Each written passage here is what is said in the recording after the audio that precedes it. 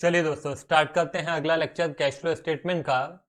और शुरू करने से पहले एक बार फटाफट देख लेते हैं कि फर्स्ट लेक्चर में हमने क्या देखा था। हमने देखा था कैश फ्लो स्टेटमेंट कैसे कहते हैं, कैश फ्लो स्टेटमेंट क्यों बनाते हैं, और कैश फ्लो स्टेटमेंट में कौन कौन सी एक्टिविटीज होती हैं। आपको याद होगा operating activity, investing activity, financing activity. उसके बाद ऑपरेटिंग एक्टिविटी किसे कहते हैं, जो हमारा जो कोर बिजनेस है उससे रिलेटेड जो एक्टिविटीज हैं उसे हम ऑपरेटिंग कहते हैं। गुड्स खरीदना, गुड्स बेचना, सर्विसेज लेना, सर्विसेज देना, डेटर से पैसे लेना, क्रेडिटर्स को पैसे देना, इनकम टैक्स पे करना, इनकम टैक्स का रिफंड लेना, या फिर दूसरे एक्सपेंसेस करना जैसे सैलरी, वेजेस, एडवर्टीजमेंट वगैरह वगैरह। ये हमारी ऑपरेटिंग एक्टिविटी है। उसके बाद हमने देखा था इन्वेस्टिंग। हम यदि कोई नॉन करेंट एसेट खरीदते हैं या फिर हम कोई इन्वेस्टमेंट खरीदते हैं जो कि करेंट इन्वेस्टमेंट नहीं है, वो हमारी इन्वेस्टिंग एक्टिविटी है। उसमें से होने वाली इनकम भी इन्वेस्टिंग एक्टिविटी है, और अल्टीमेटली इन इन्वेस्टमेंट्स को बेच दिया तो वो भी इन्वेस्टिंग एक्टिविटी है।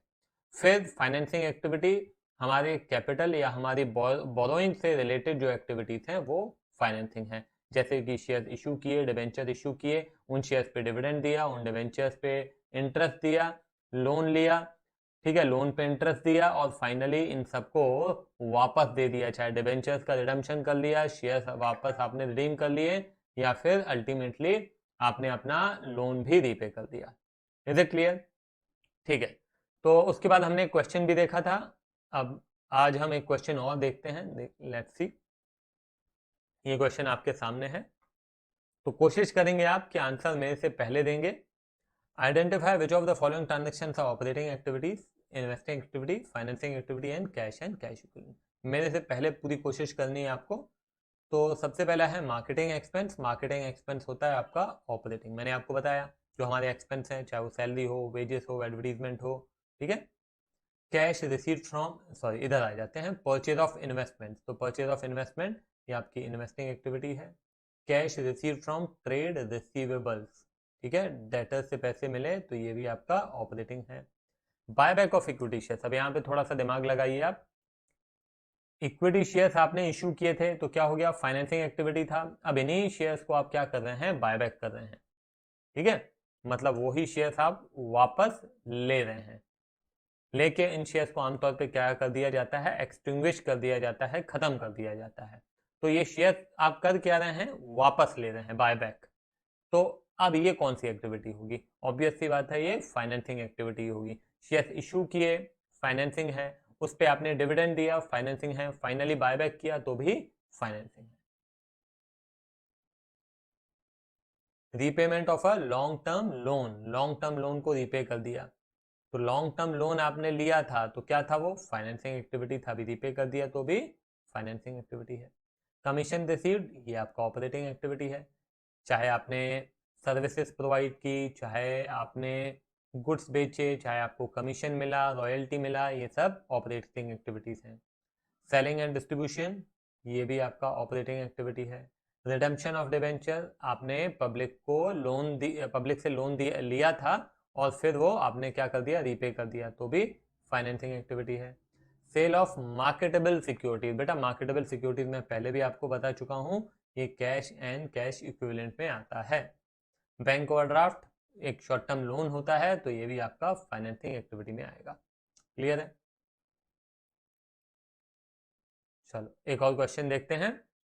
Classify the following transaction at operating activities for a financial company and a non financial company. मैंने आपको बताया है कि फॉर एग्जांपल हमारा कार का बिजनेस है और हमने कार खरीदा, तो ये कौन सी एक्टिविटी होगी, ये ऑपरेटिंग एक्टिविटी होगी। क्यों? क्योंकि हमारा कार का ही बिजनेस है।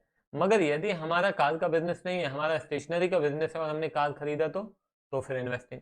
तो नेचर ऑफ बिजनेस क्या है इसके ऊपर भी डिपेंड करता है कि कौन सी एक्टिविटी है ना, ये भी इंपॉर्टेंट है। तो इसलिए यहाँ पे पूछ रहा है कि एक फाइनेंशियल कंपनी के लिए ये कौन सी एक्टिविटीज है और नॉन फाइनेंशियल कंपनी के लिए कौन सी एक्टिविटीज है, ठीक है ना। तो चलो देखते हैं। सबसे पहला लिखा है purchase of shares on stock exchange. तो स्टॉक एक्सचेंज पे शेयर्स खरीदे।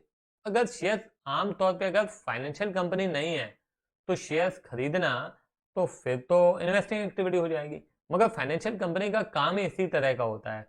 आप या तो शेयर्स खरीद रहे हो, या फिर आप लोन ले रहे हो, फिर लोन दे रहे हो, ये सब काम होता है फाइनेंशियल कंपनी का। ठीक है ना। तो ये purchase of shares on stock exchange जो आप देख रहे हैं, ये अगर फाइनेंशियल कंपनी है तो ये उसका रोजमर्रा का काम है, तो ये क्या हो जाएगा, ऑपरेटिंग एक्टिविटी हो जाएगा। गेटिंग माय पॉइंट, है ना। डिविडेंड रिसीव्ड ऑन शेयर्स, अब डिविडेंड रिसीव्ड ऑन शेयर्स यहाँ पे थोड़ा सा ध्यान देना है हमको।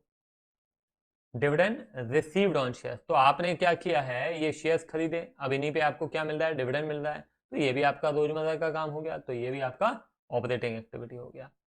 फिर आता है डिविडेंड पेड ऑन शेयर्स। अरे डिविडेंड पेड ऑन शेयर्स, आप मेरे को बताइए कि डिविडेंड आप पे कब करते हैं, जब आपने शेयर इश्यू किए होंगे। शेयर इश्यू करना मतलब क्या हो जाता है, आपके कैपिटल से रिलेटेड हो गया, ये आपका रोजमर्रा का काम नहीं है। आप बिजनेस करने के लिए कैपिटल तो चाहिए ना, तो ये जो कैपिटल अरेंजमेंट का काम है, ये कौन सी एक्टिविटी में आता है, फाइनेंसिंग एक्टिविटी में आता है। तो this is your financing activity, ध्यान रखिएगा। समझ में आ रही बात, क्या डिफरेंस है यहाँ पे। ये हमारा बिजनेस जो है, ये देखो, डिविडेंड, शेयर्स पे डिविडेंड देना हमारा बिजनेस नहीं है, शेयर इशू करना हमारा बिजनेस नहीं है, ये बिजनेस नहीं है।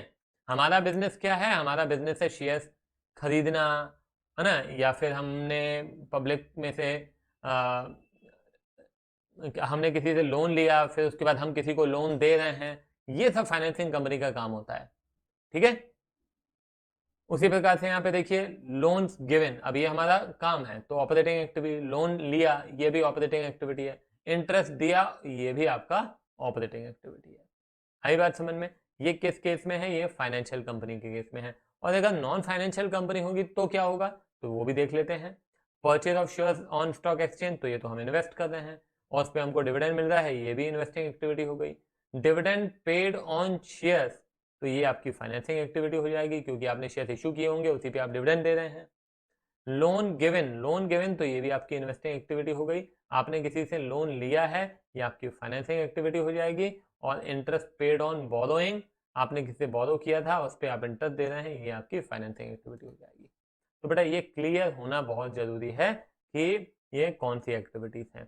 ठीक है, तो चलिए इसकी प्रैक्टिस थोड़ी आप कर लीजिए, फिर मिलते हैं अगले क्वेश्चन में। Bye bye.